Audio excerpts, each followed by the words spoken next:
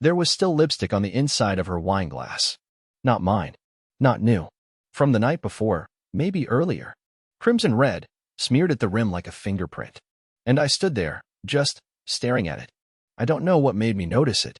We had 1,000 wine glasses, but she always used that one. Tall-stemmed. Slightly chipped. The one we got at that flea market on a rainy weekend in Vermont. The only one she claimed made the wine taste right. She left it out like it was an afterthought. Like she didn't care I'd see it. Like I was invisible. And somehow, that tiny smear of lipstick hit me harder than any screaming match or slammed door could have. It said everything. It screamed, "You're not part of this anymore." That morning wasn't meant to be dramatic. I wasn't planning to fight. I wasn't even planning to talk. I was going to make us both coffee, maybe break the silence that had been hanging over us for weeks like wet laundry. But instead, I ended up standing in our kitchen, holding her wine glass like it was evidence. I heard her footsteps behind me. Soft. Barefoot. Casual. She didn't say good morning. She didn't ask why I looked pale. She just walked past me, opened the fridge, grabbed a bottle of coconut water, and stood there with the door wide open, like I wasn't even in the room. I finally turned to her. Quiet. Careful. I reached out, not even to hold her, just to touch her wrist. Just to connect. One last attempt at being seen. She flinched. Pulled away. And then came the words. "Don't touch me, Ryan." No anger. No hurt. Just apathy. Like she was brushing lint off her sweater. She didn't even look at me when she said it. I didn't ask what she meant. Didn't ask what I did wrong. Didn't ask about the lipstick, the late nights, the change in her laugh, or the way she always showered before coming home now. I didn't even blink. I just stepped back, nodded, and left the glass on the counter. Then I walked out the front door. No shoes. No keys. No wallet. Just the shirt I was wearing and the ache in my chest that I didn't have words for yet. I walked until my legs burned. I crossed streets without looking. I ended up 4 miles from home, sitting on a bench outside a laundromat watching a family argue over dryer sheets. I must have sat there for 2 hours, because by the time I looked at my phone, the sun had started to set. No missed calls. No texts. Just one new Instagram story from her, of a sunset and a drink. Not our porch. Not our wine. I went back home that night to grab a few things. The house was quiet. Her car was gone.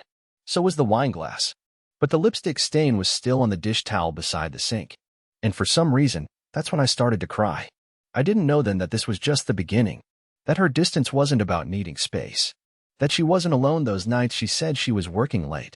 That the version of me she left behind would be unrecognizable to the man she used to know. I know now. She says she regrets everything. But that doesn't erase what she did next. And read it. You haven't heard the worst of it. I didn't sleep that night. I tried. I really did. I lay on the couch in my office, the only room that still felt mine in that house, staring up at the ceiling, waiting for exhaustion to take over. But sleep never came. Every creak of the hardwood floor, every faint hum of a passing car outside made me twitch like I was waiting for something. A text. A knock. A ghost. But nothing came. In the morning, I heard her come home. Keys in the door, soft footsteps, the faint clack of her heels as she passed through the foyer. She didn't say a word.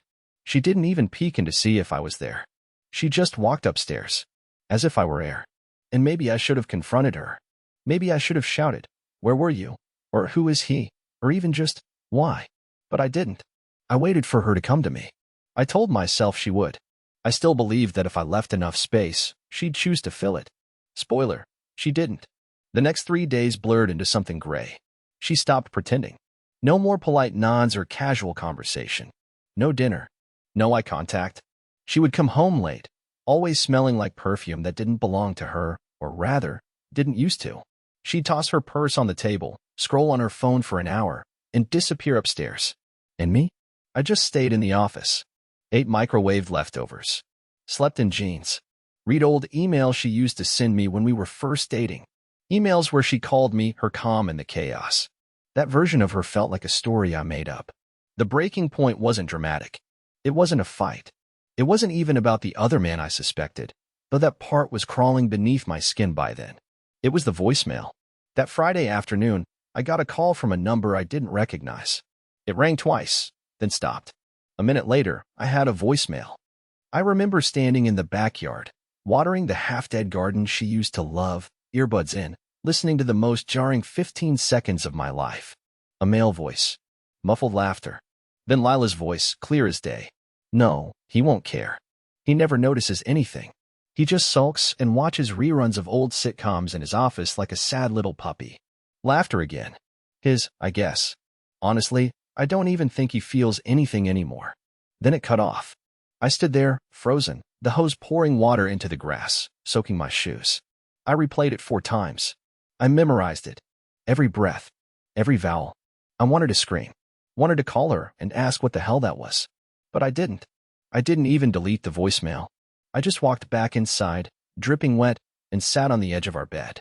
When she came home that night, I watched her walk through the door like nothing had changed. Like I hadn't just heard her voice shred me to pieces through a stranger's phone. Still, I said nothing. I watched her take off her earrings in front of the mirror and mutter something about being exhausted. She didn't notice my red eyes. She didn't ask why I was sitting in the dark. Then she looked at me for the first time in days. Really looked. Why are you staring like that? She asked, annoyed. I wanted to ask her everything. About the man, the voicemail, the disappearing affection, the lipstick, the nights out, the version of her I didn't recognize anymore. But what came out of my mouth wasn't a question. It wasn't anger. It was a whisper. Do you even love me anymore? She blinked, didn't answer, just walked past me into the bathroom and shut the door. That was my answer. The next morning, she left early. Said she was meeting a client. She didn't say goodbye. And that was when I made a decision. I packed a small duffel bag. Just clothes. My laptop. A worn-out hoodie she once said made me look safe. I left the voicemail on my phone. I didn't write a note. Instead, I stood in the doorway of our bedroom, looked at the dent in the mattress where I used to sleep, and said under my breath, "This place doesn't feel like mine anymore." And I walked out. Again. But this time, I didn't plan on coming back. She wanted space? She could have the whole damn house. And me? Well, I was about to find out just how much pain a heart could carry before it stops trying to heal. I didn't have a destination. I just drove. My car smelled like pine-scented air freshener and stale fast food, and somehow that was more comforting than the scent of our home. I passed the diner where we used to eat on Saturdays, the one with the wobbly booths and the waitress who called me Han. I passed the little movie theater where she once cried during a cartoon, just because the dog got lost. And somewhere between mile marker 47 and a rusted-out gas station that looked like it hadn't served anyone since 1994, I realized something. I missed the version of her that probably never existed. I checked into a roadside motel that charged by the night but made you pay up front for the week. The guy at the front desk handed me a key with a plastic tag that said room 203 and never even looked up. I like that. No judgment. No questions. Just silence. That night, I lay on the rock-hard bed, scrolling through my phone out of habit. Her face was still my wallpaper. Stupid. I changed it to the mountains. No reason. I've never even liked hiking. Around 11:30 p.m., my phone buzzed. It was her. Lila, you okay? I stared at that message like it was a grenade. 2 words. After days of nothing. I typed, "Do you even care?" Then deleted it. Typed again. "What do you want from me?" Deleted. Finally, I just replied. Me. I don't know. That was it. Nothing more. I put the phone face down and tried to sleep. When I checked again an hour later, there was no response. Just a read receipt. I should have left it alone. I should have used that silence as closure. But the next morning, I made a mistake. I went back to the house. I told myself it was to grab a few things I forgot, chargers, papers, maybe my guitar. But deep down, I think I hoped she'd be there. That she'd cry. That she'd beg. That she'd show some sign of life. Instead, I found something else. Her car wasn't in the driveway, but the garage door was slightly open. I stepped inside and immediately noticed something strange. The boxes from the attic, ones we hadn't touched in years, were stacked near the door. A few of my childhood keepsakes were missing. A photo of me and my dad from 1991, gone. A letter my mother wrote before she passed, missing. My stomach dropped. I went upstairs. My office door was open. Inside, the printer was humming. On the tray sat a printed contract, one I didn't recognize. It was a financial separation agreement, not a divorce filing. Not yet, but a draft of what could be. Her name was typed neatly at the bottom. Mine was left blank. Then I heard something. Footsteps. Behind me. I turned, and there she was. Wearing a coat I'd never seen before, hair tied back like she was going to a meeting. Not startled. Not embarrassed. Just caught off guard. She didn't say hello.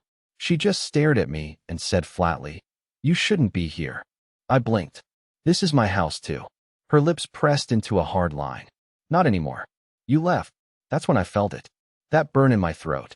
The kind you get when you're trying to hold everything in, but your body betrays you. "You drafted a separation agreement without talking to me?" I asked, voice cracking like glass. She didn't flinch, just crossed her arms. "I didn't think you'd care." "Not care." I took a step forward. "I gave you everything. I was everything to you." "No," she snapped. "You were comfortable. You were easy. That's not love, Ryan. That's a routine." I staggered back like she slapped me. "And what's he?" I whispered. "A disruption?"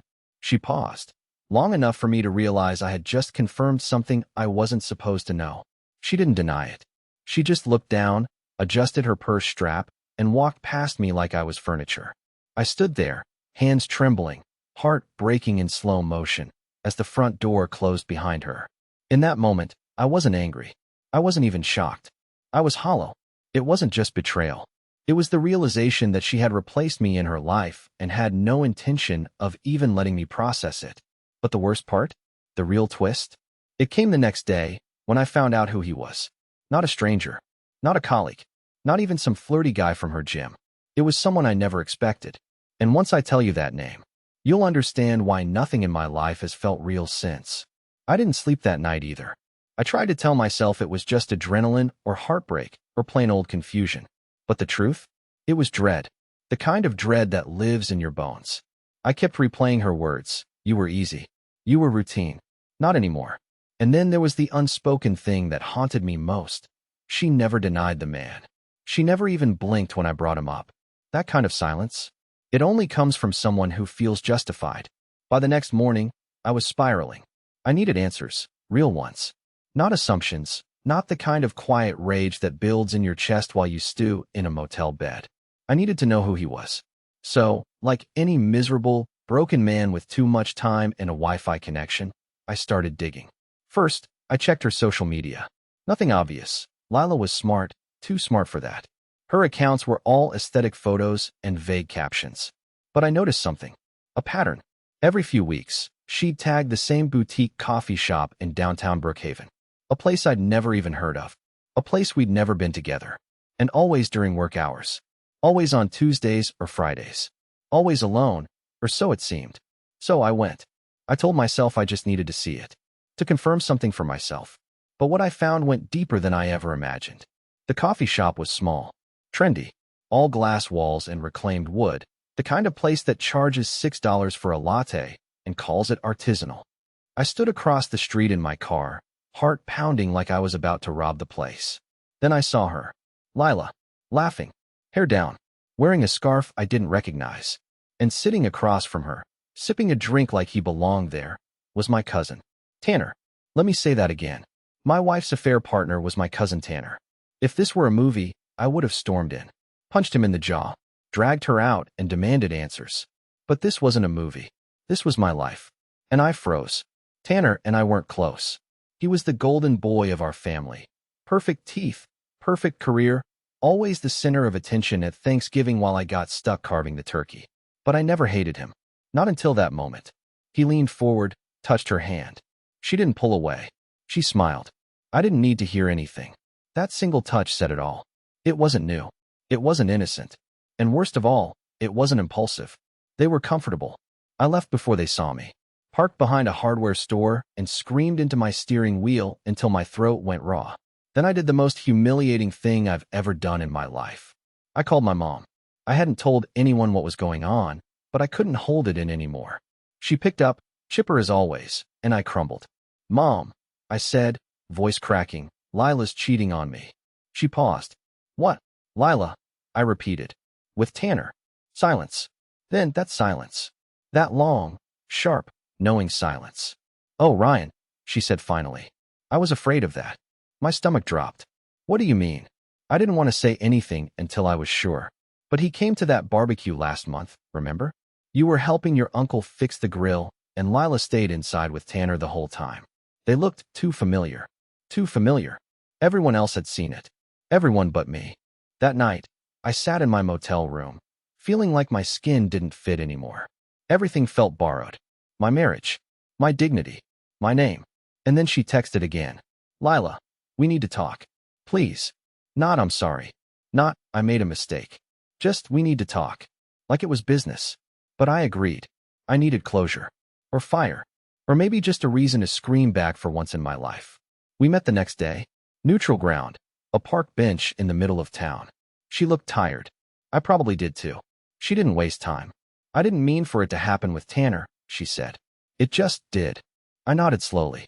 And you didn't mean to draft a separation agreement without telling me either? Her eyes dropped. You could have ended it before it began, I said, keeping my voice steady. You could have told me you were unhappy. You could have said something. But instead, you chose my own blood. I didn't plan it, she whispered. But you continued it, I snapped. For how long? She didn't answer. That was answer enough. I stood up to leave, and that's when she finally cracked. Ryan, wait, she said, grabbing my arm. And for the second time that week, I heard it again, this time in a different tone. Sad. Afraid. Don't go. But it was too late. She had said, don't touch me once. And now she wanted to pretend it never happened? I pulled my arm away. You let something die, I told her. And now you're crying over the ashes. I walked away without looking back. But little did I know, that wouldn't be the last time I saw her. And the next time, she wouldn't be asking for forgiveness. She'd be begging. The funny thing about walking away from someone is that you always imagine they'll chase after you. Or maybe not literally run, but at least call, text, knock on your door. You imagine them crumbling the second you leave, realizing your worth, collapsing under the weight of regret. That didn't happen. Days passed. No calls. No apologies. Nothing but silence. And you know what? That silence hurt more than anything she ever said. I spent the next few nights flipping between emotions like channels. 1 minute, I was filled with rage, punching the air like some sad boxer with nobody to fight. The next, I was staring at our wedding photos like a widower. I'd scroll through my phone just to torture myself. There was one video, Lila dancing in our kitchen, barefoot, swaying to Fleetwood Mac, hair messy, laughing like a teenager. I must have watched that clip 40 times. That version of her was gone. Or maybe she never existed in the first place. I didn't tell anyone else about Tanner. Not yet. I didn't want to hear their reactions. Pity, outrage, or worse. I told you so. I was still trying to understand it myself. Then, 4 days after our conversation in the park, I got a knock at my motel door. I was eating cheap takeout and watching reruns of a game show I didn't even like. The knock startled me. I wasn't expecting anyone. The front desk never sends people without a call. I opened the door, and there she was. Lila. No makeup. Puffy eyes. Dressed in the same oversized hoodie I used to wear on cold mornings. I know I'm the last person you want to see, she said. I didn't reply. I just stepped back and let her in. She walked in like a stranger. Like she didn't belong. Which, I guess, she didn't anymore. She looked around the room, as if expecting it to reflect something about me. It didn't. It was plain. Colorless. Temporary. Just like how I felt. Then she turned to me and dropped the bomb. I ended it with Tanner. I blinked. Congratulations. I didn't come here for that, she said quietly. I need to tell you the truth. I folded my arms. The truth? You mean, more than the part where you sleep with my cousin and then draft a legal exit plan behind my back? Her lip quivered, but I didn't feel sorry. Not this time. I started seeing him after our second miscarriage, she said suddenly. That hit me like a freight train. I hadn't heard her mention that word, miscarriage, since it happened. We'd lost 2 pregnancies in 3 years. The second one nearly broke her. She shut down. I didn't know how to reach her. I brought her tea. I sat with her in silence. I offered therapy, space, touch, whatever I thought might help. But nothing did. I didn't cheat on you because I hated you, she said. I did it because I felt nothing anymore. For anything. For me. And he made me feel something again. Even if it was wrong. I sat on the edge of the bed, staring at the floor. That's not love, I said. That's escapism. And you didn't just run. You trampled me on the way out. She nodded slowly. I know. There was a long silence. She didn't try to cry. She didn't try to hold my hand or lean in. She just sat on the motel chair like a ghost of herself. I want to fix it, she whispered. And I laughed. Not a mean laugh. Not even bitter. Just broken. You want to fix this? Lila, You set the house on fire, and now you want me to rebuild it with you inside the ashes. She looked down. I don't know what else to do. I do, I said. I pulled out an envelope I had tucked in the drawer 2 days earlier. It was unsealed. Inside were printed divorce papers, drafted by me this time. I talked to a lawyer, I said, and I made sure everything's fair. No war. No drama. You keep the house. I'll take my savings and disappear. It's clean. It's quiet. Just like how you've treated me. She stared at the papers like they were a foreign language. I didn't think you'd go this far, she said. You told me not to touch you, Lila, I said. And now, I finally understand why. Because somewhere deep down, you let go of me a long time ago. You just didn't have the decency to say it.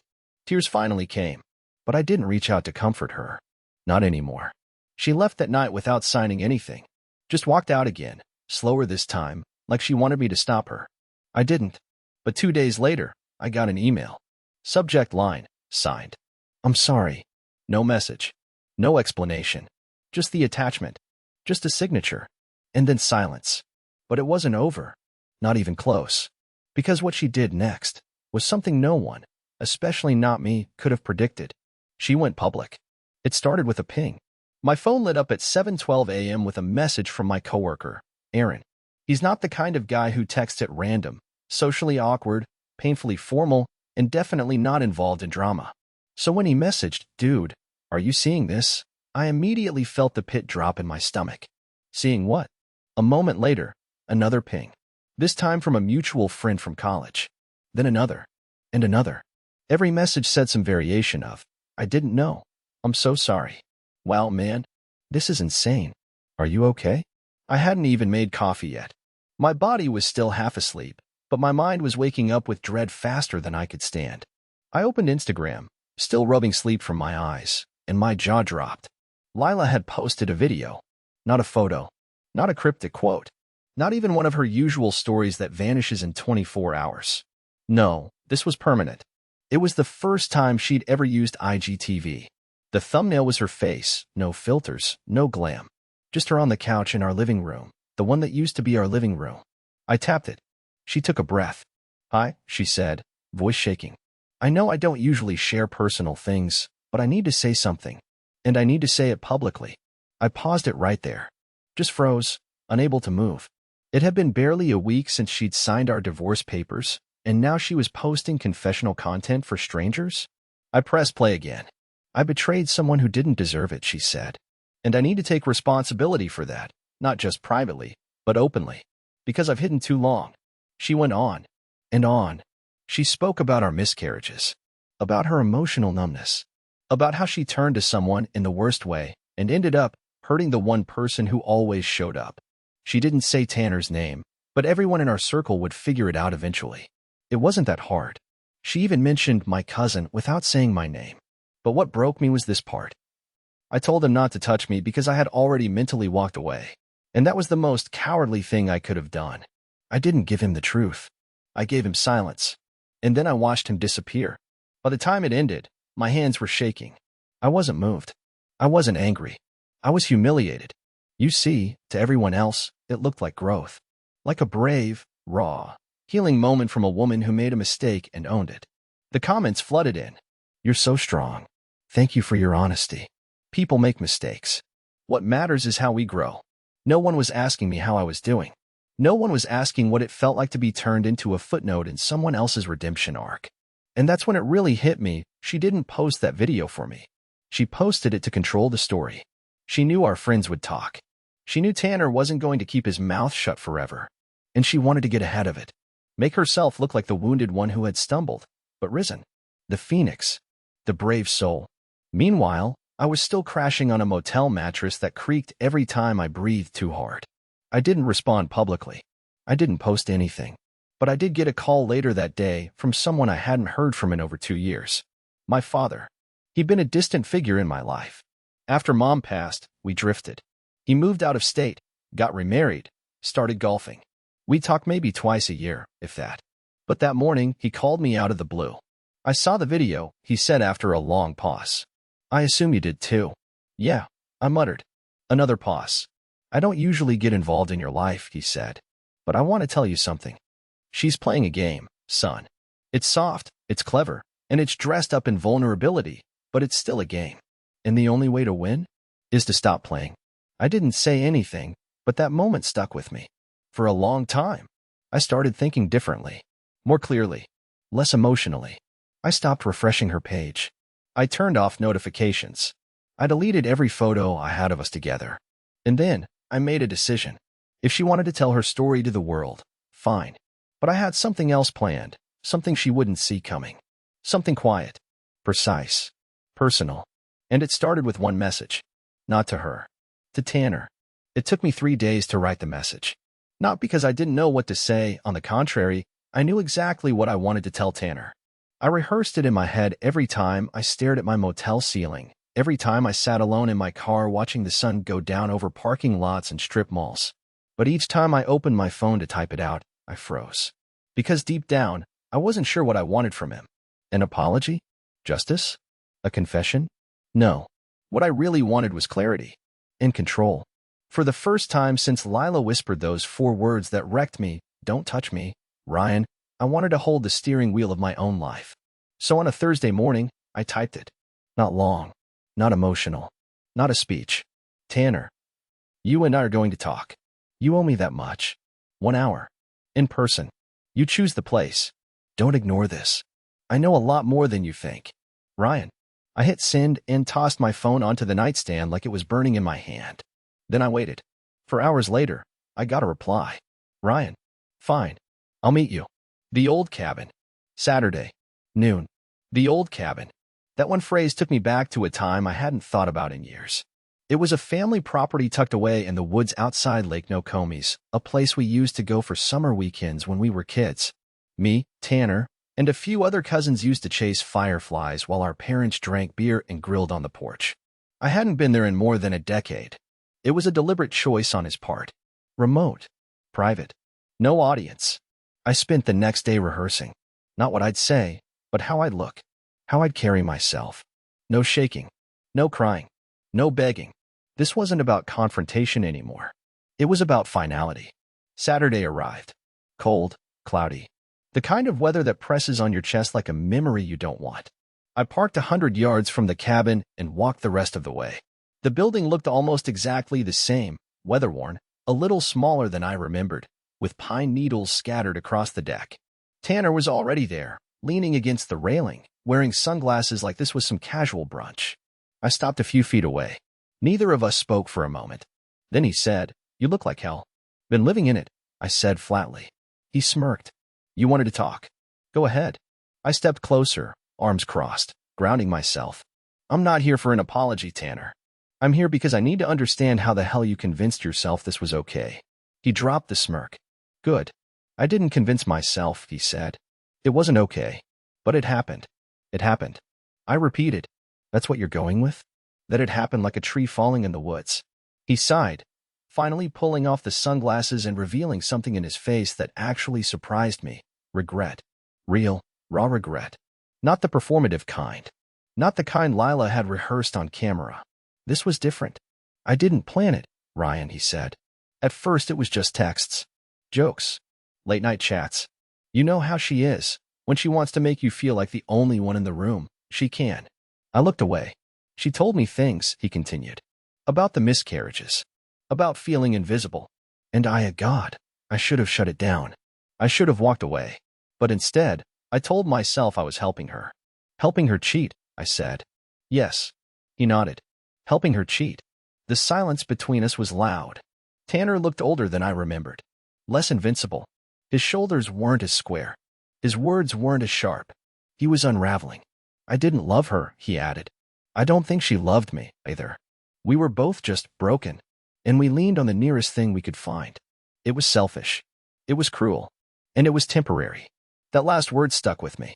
Temporary. That's all I had become to both of them. A placeholder. A backdrop. "I never wanted to ruin you," he said. "But I know I did." I stared at him. For a long time. And then I said something I didn't expect to come out of my mouth. "I forgive you." He blinked. "What?" "I forgive you," I repeated. "But that doesn't mean I'll forget. And it doesn't mean I want anything to do with you ever again." He didn't argue. I turned to leave, but stopped at the edge of the deck. "One more thing," I said over my shoulder. Tell Lila she doesn't get to control the story anymore.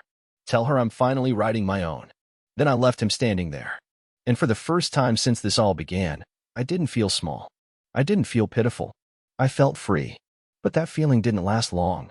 Because 3 days later, a letter arrived at the motel, no return address, just my name scrawled in Lila's handwriting. Inside was a single sentence that made my chest tighten all over again. I need you to read something before you walk away forever. And beneath it, a copy of her journal.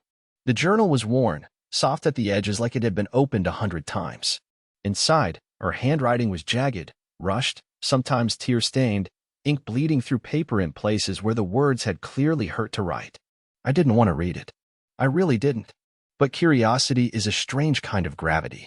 Even after everything, the betrayal, the lies, the video, the rewriting of our story to fit her narrative, I still found myself sitting at that rickety motel desk, thumbing through the pages like they held the final key to a locked room inside me.